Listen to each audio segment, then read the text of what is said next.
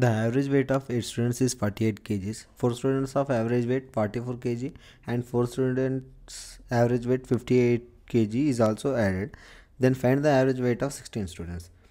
Initially మనకు 8 students ఉన్నారు. Initially 8 students ఉన్నారు. వాళ్ళ యొక్క యావరేజ్ వెయిట్ వచ్చేసి 48 కేజీ. అప్పుడు టోటల్ వెయిట్ ఎంత అవుతుంది? టోటల్ వెయిట్ అనేది 848 384 kgs.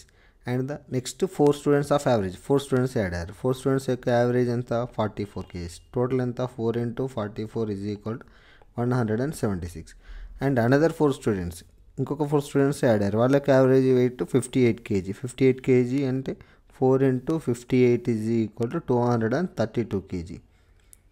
అంటే టోటల్గా మనకు 16 స్టూడెంట్స్ అయ్యారు. నెంబర్ ఆఫ్ స్టూడెంట్స్ వచ్చేసి 16 స్టూడెంట్స్ అయ్యారు.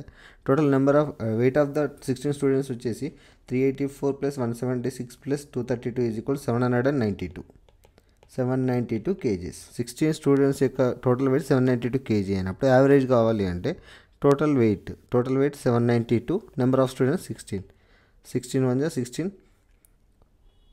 4 × 64, 64 అంటే 159 = 144, 80 మిగులుతుంది 0.5.